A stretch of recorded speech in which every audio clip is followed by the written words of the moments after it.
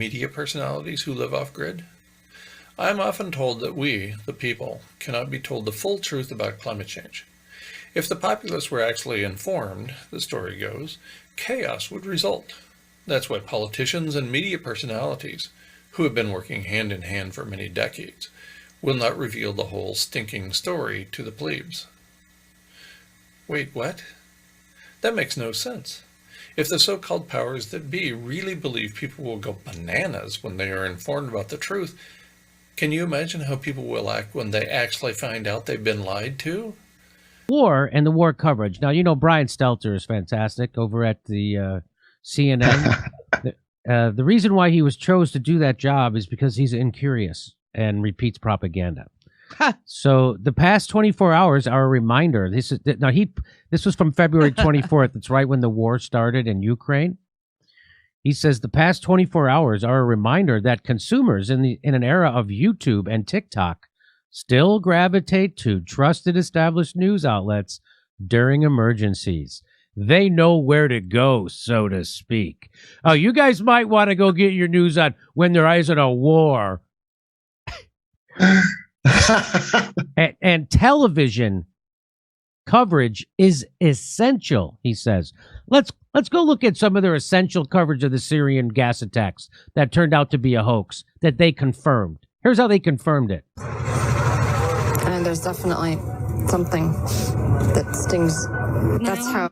Yes, there's definitely. Hey, I think there is a chemical weapon attack. Can you confirm it? Yes, definitely something. Yes, because that's how you would confirm a chemical weapons attack. You would start sniffing the chemical that's deadly. That's brave of her to sniff that scarf, that chemical scarf. She's got guts. It can cause permanent damage to do that. Here's some more essential television coverage of war. Remember this? I'm guided by the beauty of our weapons, and they are beautiful pictures of fearsome armaments making what is for them a brief flight over to this airfield. What did they hit? What are you convinced? What did they? Oh, they're so beautiful. I'm guided by the beauty of them. What did they kill?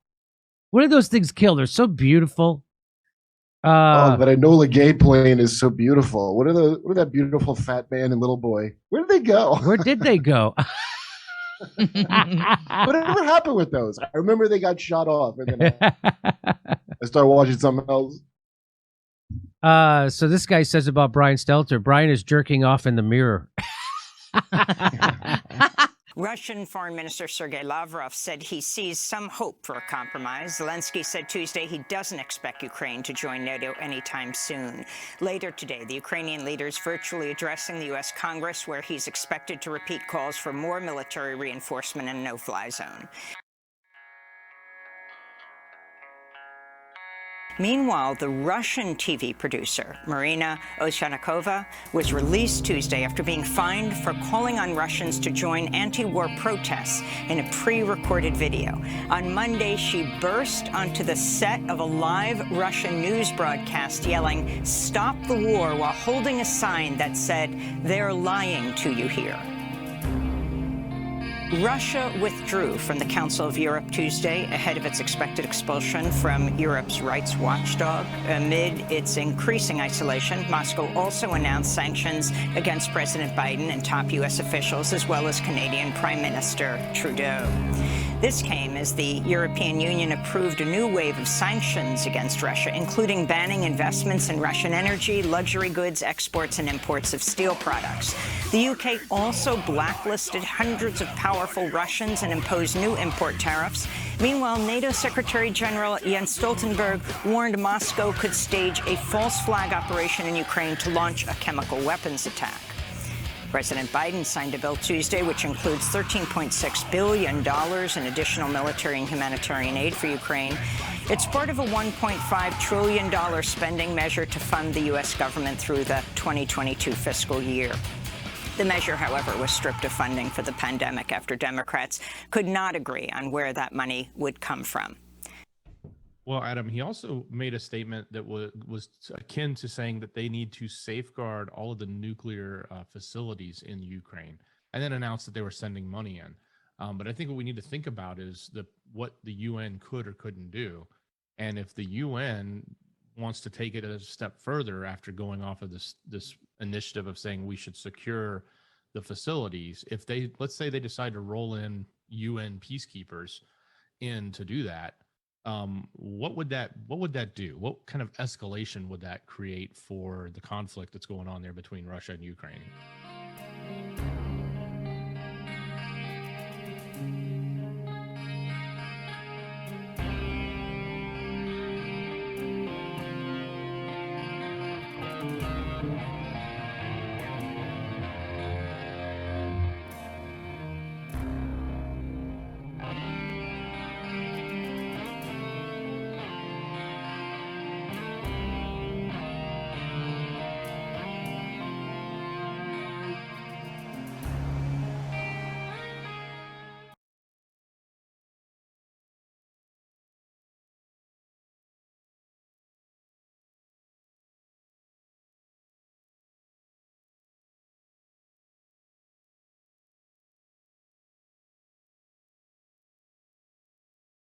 We have. So check this out. Putin versus Ukraine. New weapons target your electronics, not you. Putin's recent warning about consequences that you have never experienced could refer to EMPs that target the computer-based systems that keep us all alive today. That was a quote.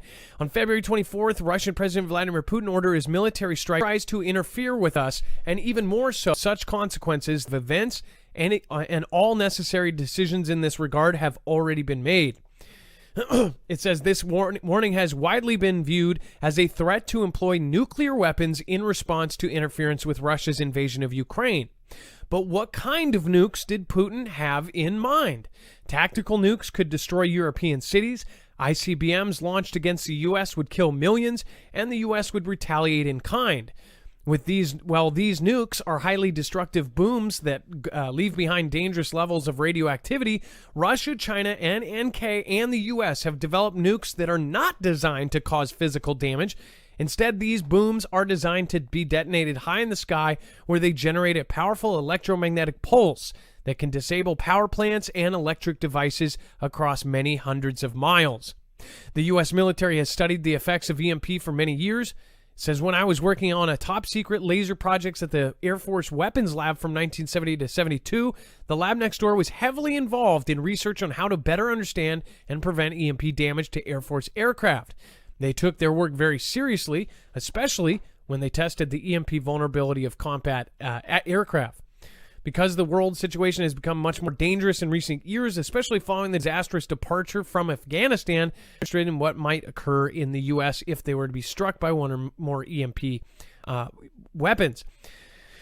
Now, it says, I was especially concerned about Sequin, Texas, the nearby city from which we purchase electricity and water. I sent open records requests to the city asking for their contingency plans should there be major or potentially long-lasting disruption in electrical power caused by an EMP of an enemy attack or solar event. The plans to provide water and sewage disposal, plans to provide law enforcement, fire protection, hospital service, and other services, plans to assure equitable availability of food to all citizens. And guess what? The city's response was a blank page. So I wrote attorney Andy Quittner. He explained that there were no few backup generators. I requested plans for an EMP. There are Black Start was our plan.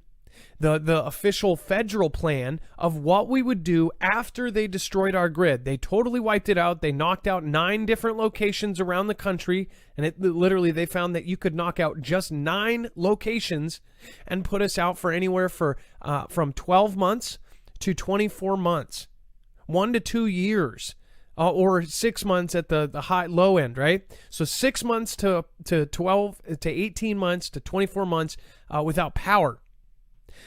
And what they did is that plan would consist of, okay, everything is down. Where are we going to go get our supplies from? Where are we going to then go try to fix first? What are we going to turn on? What is protected? Where do we get our stuff? Well, in solar winds, whoever did that hack, whether it be Russia, which, if going by what's going on right now, if it was China, whoever it was, they now have access to that. So the second that an EMP hits the United States, we go into Black Start, which took years and years to design because this is a global or a nationwide plan, they would know where to destroy to keep that plan from going in place. So I'm sure after that got hacked just a few months ago that they probably started plan and things like that. They would have to change the entire plan, and they would have to totally rotate it. And even if they did, to come up with a fresh new way to do it would take years. Even if they did get a brand new plan, they would have a pattern of what we would do and how we would actually make that plan, so they would be better able to guess how we would end up protecting or trying to get it back up. Now, what it's saying though is this is just like when I went to Ocean Shores. I had been on that force for 2.5 years, including the snow contingents. Just an example. An EMP or something like this happens out to you for so long, there's no real people that know about it, and if there is, it's in the very top few. Think about it for more than 3 seconds and you realize this makes no sense. The potential trade-off here is full knowledge now or full knowledge later. The reward, according to the story I hear every day, is another reasonably calm day for the sociopaths pulling the strings of empire. If you, or more importantly, the sociopaths pulling the strings of empire, believe knowledge leads to immediate chaos, then information must be withheld as long as possible. But what if it works differently? What if, as I imagine, people appreciate having access to information? All of it. What if people will come to appreciate every day alive once they understand how fragile the situation actually is for humans on Earth? Please imagine with me that the best case scenario described by Harvard professor James Anderson and Jennifer McKinnon of the Scripps Institution and also the University of California, San Diego turns into reality. Under this scenario, the first ice-free Arctic Ocean in the history of civilization will be upon us in late September of next year, 2023. Full impacts, including a rate of environmental change too rapid for humans and other species to adapt, would be realized the following year, 2024. What if, with full knowledge regarding loss of habitat for our species on Earth, the end of our species plays out like Ray Bradbury's 1951 short story, The Last Night of the World? In Bradbury's short story, which you can find online, acceptance was the prevailing attitude during literally the last night of the world for humans. Nobody jumped on a plane to fly west, and therefore extend their lives by a few hours. Sadness was experienced as people kissed their loved ones, said good night, and went to sleep. They actually accepted their near-term deaths and acted accordingly. They did not lie, not to themselves and not to others. I have been promoting accepting the evidence, including the fact that all living organisms die, for many years. This message is contrary to the prevailing narrative in our culture, the message that death is for other people. On the other hand, I am certain death will greet us all, and soon. After all, we are losing habitat for Homo sapiens throughout the world,